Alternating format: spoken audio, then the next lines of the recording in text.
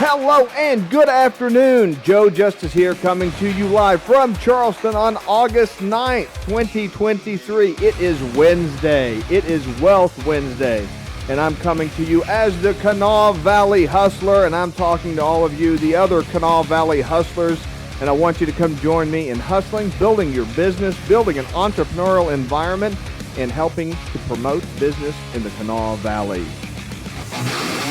I want to remind you that I'm having an event thanks to Up Next Charlie West. We are going to be doing an event where I will be talking about inoculating yourself from agency BS. I do not mean to bash on agencies. I know a lot of guys that run agencies, and they do a great job. Unfortunately, there are a lot of especially nationwide organizations that will be happy to take all of your money but won't give you the strategic planning and the strategic training that you need to be successful in your marketing ventures. I want to bring an end to that. I want to help people with that. So I'm working with Up Next Charlie West to bring that presentation to everyone. You can check that out for yourself. Take a look at the comments, click join, come join us. Today I had an excellent presentation with some folks at the Rotary Club. It was a lot of fun, and we were talking about marketing, and we were talking about everything, kind of the strategic plan behind marketing. Everybody thinks of marketing as some kind of advertising technique. Marketing and advertising are not the same thing, and people have a really hard time with everything that's involved in marketing. You know, advertising is they kind of think of this as, you know, like a magic bullet. I kind of call this the magic ad syndrome, where everyone thinks they're going to produce the magic ad that's going to solve all of their problems. They're just going to run this billboard, or they're just going to run this radio ad, or they're just going to make this one post on Instagram, or they're just going to connect to the right person and send them the right message on LinkedIn. And no matter what, once they do that one thing, then that's going to be the solution to all of their problems. And I talk about perspective a lot, because that seems to be the thing that everybody has the most trouble with coping with. And that is the simple fact that you have to have perspective on the amount of activity that you do. The amount of activity that you do is directly correlated with how much business you're going to get, how much sales you're going to get. If you're not doing much activity, you're not going to get very much business. And that's plain and simple what there is to it. So here recently I was talking to somebody, and, you know, he was asking me how to improve their offer. They had an offer for something, and we were talking about it, and I made the comment. I said, listen, man, what you got to do is, you know, we put this offer together. We will promote it to 1,000 people. We'll see how many people want to take it. You know, we got to do different things. We're going to send emails. We're going to make phone calls, whatever it takes. You know, we're going to send this offer out to different people and see how many people take us up on it.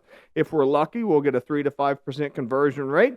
If we want to get 5 or 6 people to sign up, we got to send it to at least 100.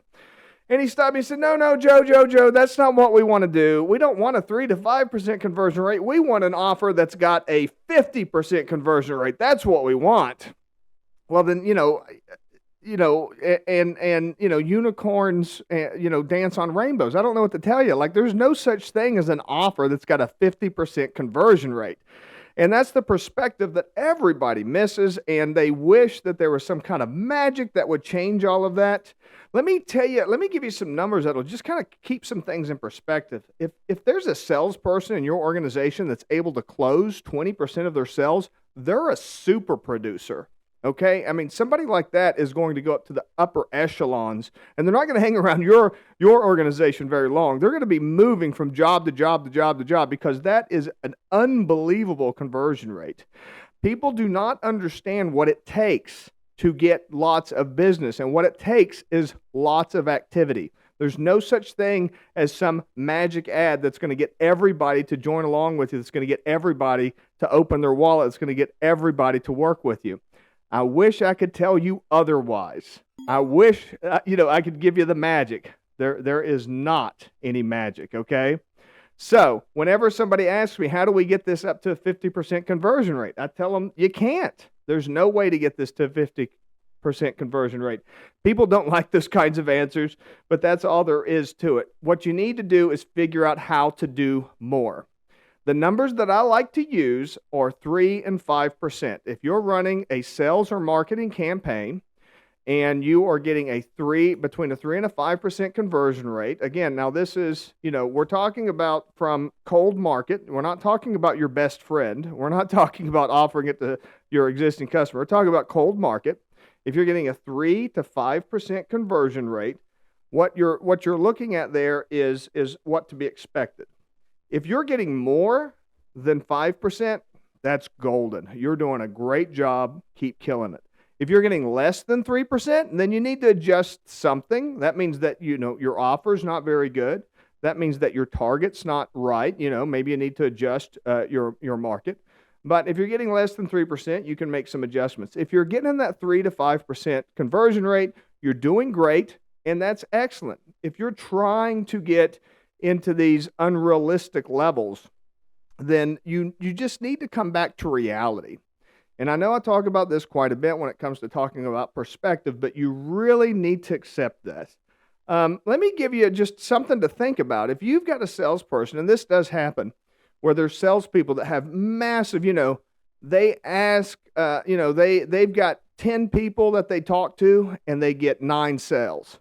Well, that sounds great, 90% conversion rate. But the problem is they shouldn't be talking to 10 people. They should be talking to more. If they're getting a conversion rate like that, that means that they're only talking to people that they know are going to say yes.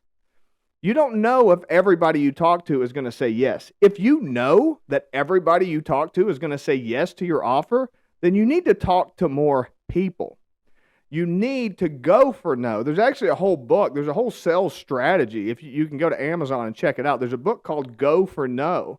And the whole idea is to get as many no's as possible, because for every no, there's a certain percentage of those no's that are going to be yes. If you never go for no, if you never get a no, that means that you're not talking to enough people. That means you're not trying hard enough. You should be getting lots of no's.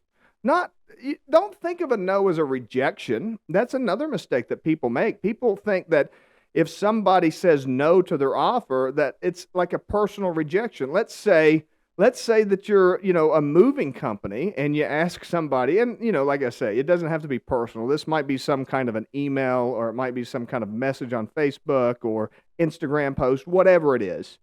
If you reach out to somebody and you say, hey, do you need help moving? And they say no, it could just mean they just don't need help moving. I mean, how often do you need help moving in your lifetime? It's not a personal rejection. They're not saying that you're a bad person, or, that's not like, people get kind of caught up in this thing where they don't want rejection, and they interpret that type of a no as a rejection. It's just a no for right now. No's okay.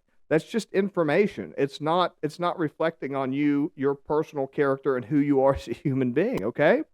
So I want to remind you to take those chances, to do more, to go out there, to get to more people, to talk to more people, to be involved with more people, collect no's. If people say no, take that no, keep that no, put it in your pocket, hang on to it for later. That person might be a yes 6 months from now. And you could always, and there's all kinds of follow-up techniques and stuff like that I don't want to get into. You could, ask them why. You can ask them, would you be interested later on? Can I follow up with you in 6 months? All kinds of things. There's all kinds of ways that you can follow those up. But I do want to encourage you to go after no's, to do more, to ask more, to be prepared to accept that rejection, to be prepared to handle that 95% of the people that you ask are not going to take your first offer. Be prepared for that. And, understand that you need to work with them. You need to nurture them. They need to know, like, and trust you. And all that's going to take time, and it's going to take effort, and it's going to take activity, not sitting around and only asking people that you know are going to say yes.